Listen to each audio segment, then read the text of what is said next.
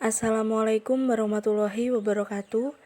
Pada kesempatan kali ini, kami dari kelompok 9 yang beranggotakan Nur Alifatul Maslina, Lailatul Rahmah, Naning Cahyoningsih, dan Tia Agustin akan mempresentasikan materi terkait strategi kebijakan moneter.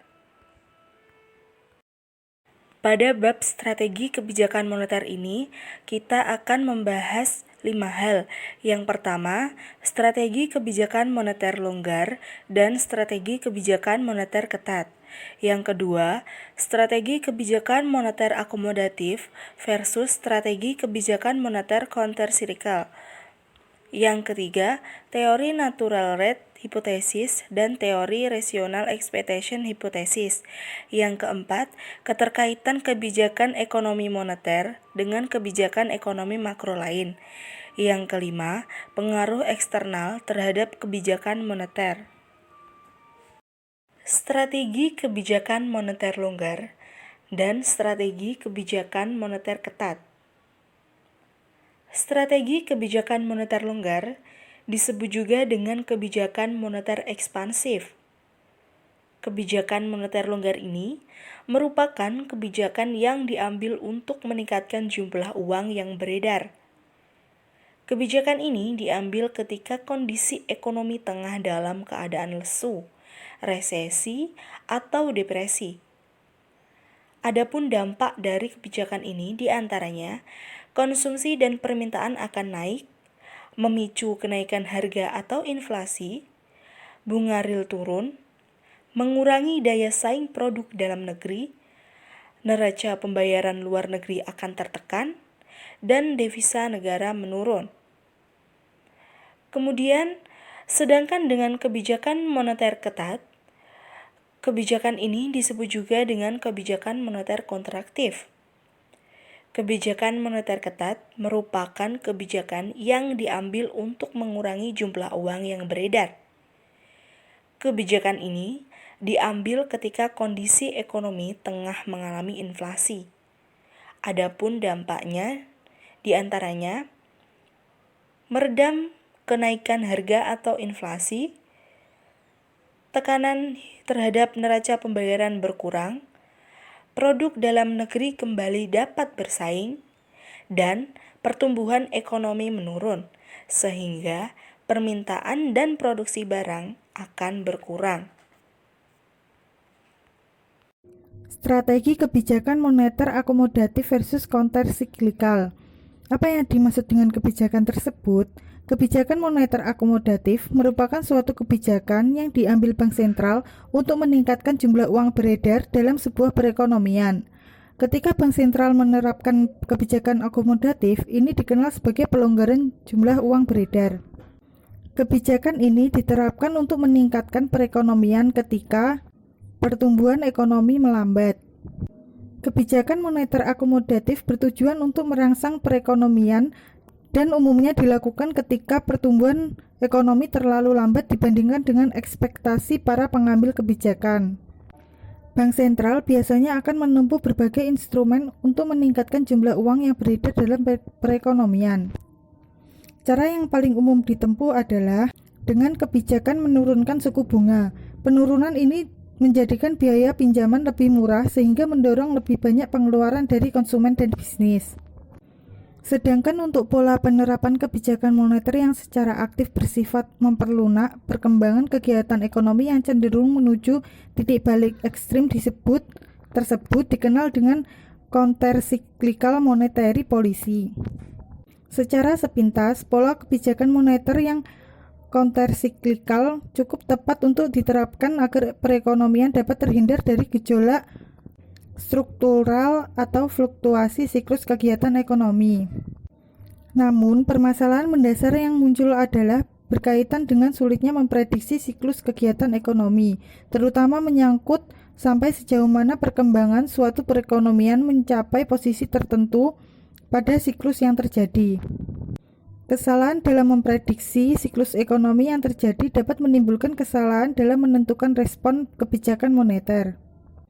Sejalan dengan itu, terdapat pendapat lain yang menyatakan bahwa seyogyanya Bank Sentral melaksanakan kebijakan moneter secara pasif.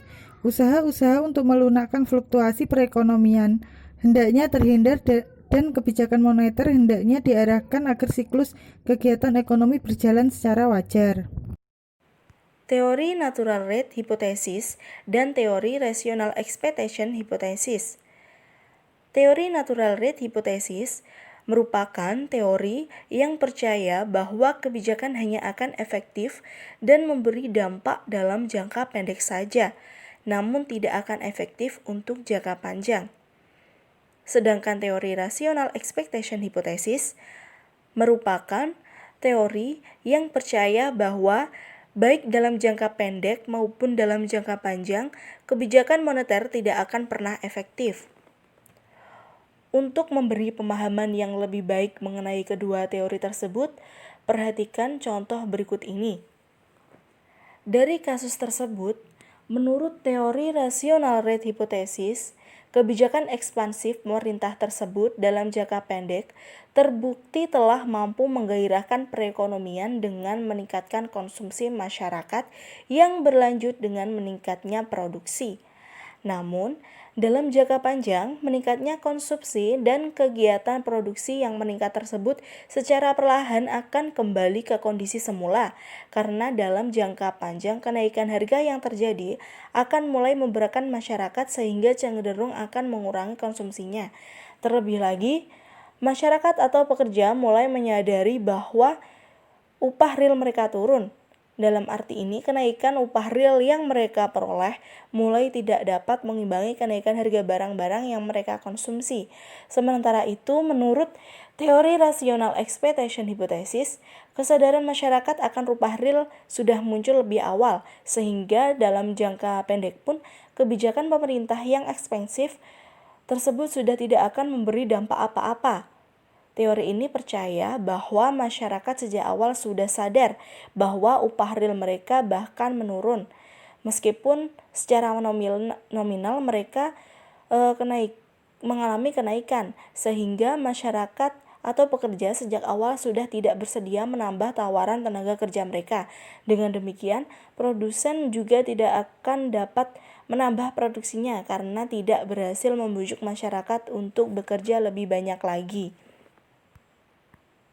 Perkenalkan, nama saya Lailatul Rohmah, NIM 124021931197. Baik, di sini saya akan memaparkan subbab D, yaitu keterkaitan antara kebijakan moneter dengan kebijakan ekonomi makro lain. Kebijakan moneter tidak dapat dilakukan secara terpisah dengan kebijakan ekonomi makro yang lainnya, seperti kebijakan fiskal, kebijakan penawaran, kebijakan ekonomi luar negeri, maupun kebijakan ekonomi makro real lainnya. Kebijakan fiskal sendiri merupakan suatu langkah pemerintah untuk membuat perubahan dalam bidang pengeluaran pemerintah dan pajak pemerintah yang di sini bertujuan untuk dapat mempengaruhi pengeluaran agregat dalam perekonomian.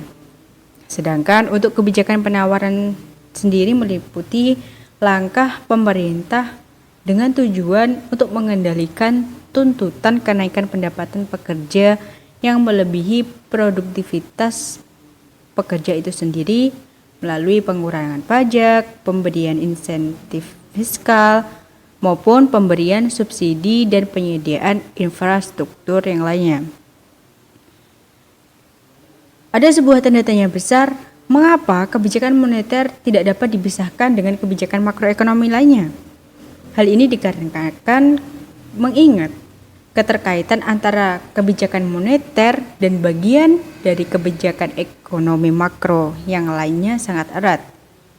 Selain itu, pengaruh dari kebijakan-kebijakan yang diterapkan secara bersama memungkinkan mempunyai arah yang bertentangan sehingga mereka bisa saling untuk memperlemah.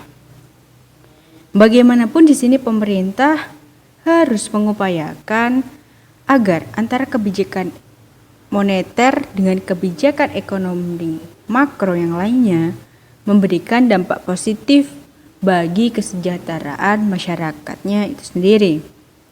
Dengan demikian, apapun pilihan dari kebijakan moneter yang telah ditempuh haruslah memiliki keterkaitan serta mendukung sasaran dan tujuan dari kebijakan ekonomi makro yang lainnya. Sebagai permisalan, dalam perekonomian yang mengalami suatu tekanan inflasi, di sini Bank Sentral akan melakukan pengetatan kebijakan moneter. Dan pada saat yang bersamaan, pemerintah juga akan melakukan suatu ekspansi pada sektor fiskal dalam rangka mendorong pertumbuhan ekonominya. Jika ada ketidakharmonisan antara kedua kebijakan tersebut, maka akan menimbulkan tujuan dari menekan inflasi tidak akan tercapai. Sementara itu, apabila kombinasi antara kebijakan moneter serta kebijakan fiskal yang terlalu ekspansif, di sini akan mengakibatkan tidak adanya koordinasi serta dapat mendorong pemanasan kegiatan perekonomian itu sendiri. Dan begitu, untuk mencapai tujuan kebijakan ekonomi makro secara optimal, maka biasanya diterapkan yang namanya policy mix atau bauran kebijakan, di mana yang terkoordinasi antara satu kebijakan dengan kebijakan yang lainnya. Sementara itu, optimal untuk pengoptimalan untuk ekonomi makro sendiri di sini adalah pencapaian tujuan antara kebijakan dapat terkoordinasikan sehingga tidak akan menimbulkan dampak yang kurang menguntungkan bagi pencapaian tujuan kebijakan ekonomi makro secara keseluruhan.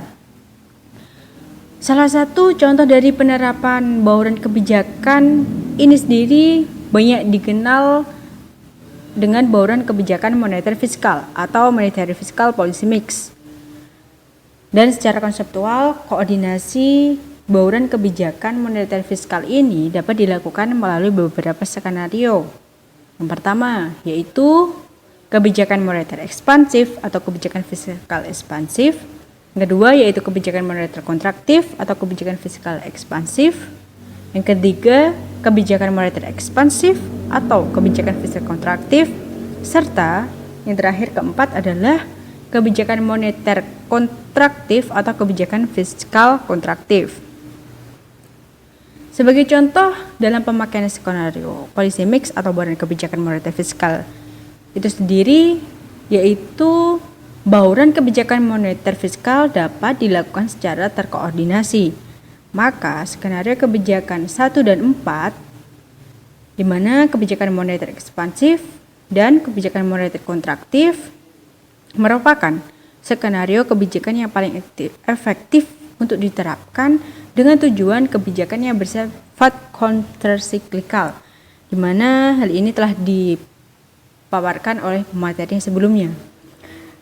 Dan dalam pengamatan empiris sendiri dapat dilihat bahwasanya apabila perekonomian mengalami resesi yang berkepanjangan, kebijakan moneter dan kebijakan fiskal yang sama-sama ekspansif ini dan dikoordinasi, maka sangat tepat untuk mendorong kegiatan ekonomi dengan pengaruh yang moderat pada perkembangan suku bunga.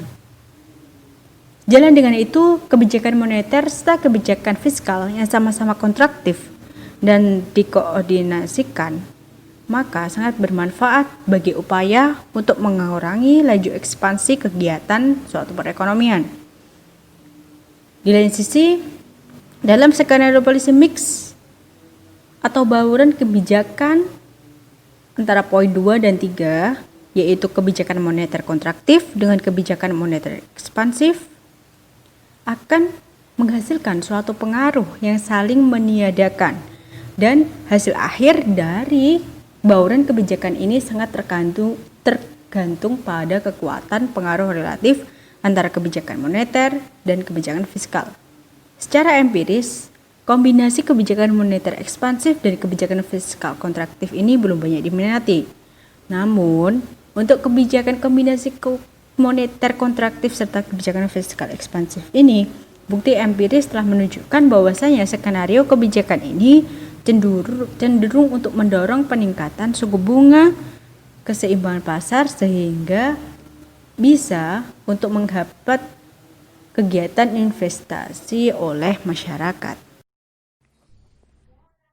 Pengaruh eksternal terhadap kebijakan moneter.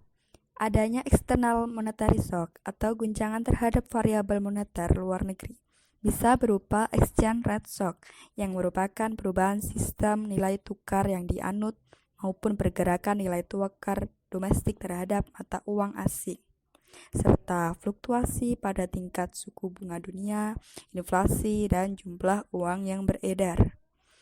Adanya guncangan tersebut dapat mempengaruhi perekonomian domestik akibat adanya suatu mekanisme transmisi internasional yang mendorong Indonesia untuk merespon atau terkena akibat dari adanya guncangan tersebut.